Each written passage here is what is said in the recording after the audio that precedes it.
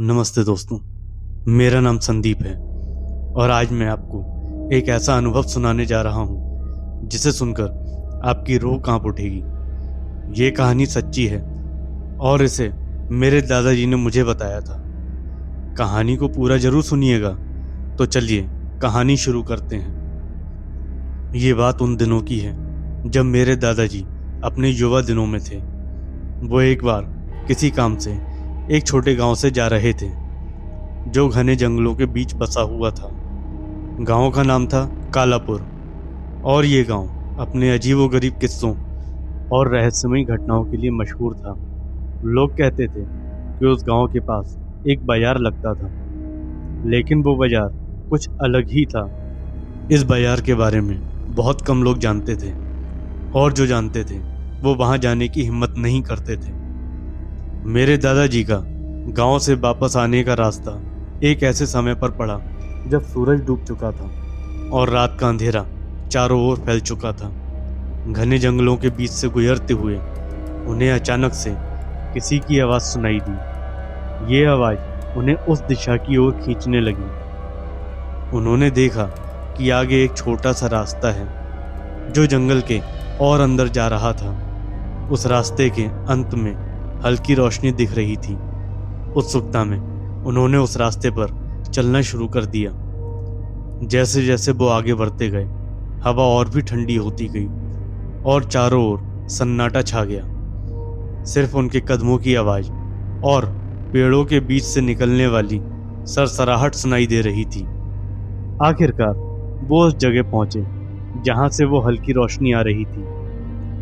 उन्होंने देखा कि वहां एक छोटा सा बाजार लगा हुआ था, लेकिन ये बाजार कुछ अजीब सा था। वहां जो लोग घूम रहे थे वो सामान्य नहीं लग रहे थे। उनकी आंखों में एक अजीब सी चमक थी और उनकी चाल बहुत धीमी और अनियमित थी। दादाजी ने बाजार में कदम रखा और देखा कि हर दुकान पर अजीबोगरीब चीजें बिक रही थीं। कोई दुकान पर कंकाल बेच रहा था तो कोई खोपड़ी। एक दुकान पर तो मानव हड्डियों की मालाएं बिक रही थी। उन्होंने देखा कि एक दुकानदार उन्हें घूर रहा था। उसकी आंखें बिल्कुल लाल थीं और उसके चेहरे पर एक भयानक मुस्कान थी। दादाजी ने उस दुकानदार से पूछा, ये कैसा बाजार है? यहाँ क्या बेचा जा रहा है? दुकानदार ने धीमे स्वर में कहा, ये भूतों का बाजार है। यहाँ जो भी आता है वो वापस नहीं जाता। ये सुनते ही दादाजी के रोंगटे खड़े हो गए। उन्होंने तुरंत वहां से भागने का सोचा, लेकिन जैसे ही उन्होंने मुड़ने की कोशिश की, उनके पैरों को मानो किसी ने जकड़ लिया हो। वो दुकानदार जोर जोर से हंसने लगा और उसकी हंसी पूरे बाजार में गूंजने लगी। जैसे ही दादाजी ने उस जगह से भागने की कोशिश की, उनके चारों ओर से अजीब अजीब सी आवाज़ें सुनाई देने लगीं। ये आवाज़ें इतनी भयानक थीं कि उनका दिल तेजी से धड़कने लगा। उन्होंने देखा कि बाजार में जितने भी लोग थे वो धीरे धीरे उनकी तरफ बढ़ने लगे। उनके चेहरे अब और भी डरावने हो गए थे। उनकी आंखें गहरे काले रंग की हो चुकी थीं और उनकी हड्डियां बाहर निकल रही थीं। वो सभी जोर जोर से हंस रहे थे और उनके दांत चमक रहे थे। ऐसा लग रहा था मानो वो दादाजी को चारों तरफ से घेर रहे हों। दादाजी ने जैसे तैसे खुद को संभाला और तेजी से भागना शुरू किया। लेकिन जैसे ही वे भागने लगे, उन्होंने देखा कि उनके चारों ओर अजीब अजीब सी परछाइयां नजर आने लगीं। ये परछाइयां हर जगह से आ रही थीं, पेड़ों से, दुकानों से, यहाँ तक कि जमीन से भी। वो महसूस कर सकते थे कि ये परछाइयां उन्हें पकड़ने की कोशिश कर रही थीं। उनके कानों में किसी के बुदबुदाने की आवाज़ें आने लगीं। आवाज़ें कह रही थीं, तुम यहाँ से नहीं जा सकते, यह तुम्हारा अंत है। दादाजी का दिल जोर जोर से धड़कने लगा, लेकिन उन्होंने हार नहीं मानी और अपनी पूरी ताकत से भागते रहे। जैसे ही वो वहां से निकलने की कोशिश कर रहे थे, उन्हें अचानक एक अदृश्य शक्ति ने धक्का दे दिया। वो जमीन पर गिर पड़े और महसूस किया कि कोई चीज़ उन्हें घसीटने की कोशिश कर रही है। उनका शरीर ठंडा हो गया और उन्हें लगा कि यह उनका अंत है। वो पूरी ताकत से चिल्लाए, लेकिन उनकी आवाज किसी को सुनाई नहीं दी। वो अदृश्य शक्ति उन्हें जमीन पर खींच रही थी, जैसे वो उन्हें बाजार की ओर वापस ले जाना चाहती हो।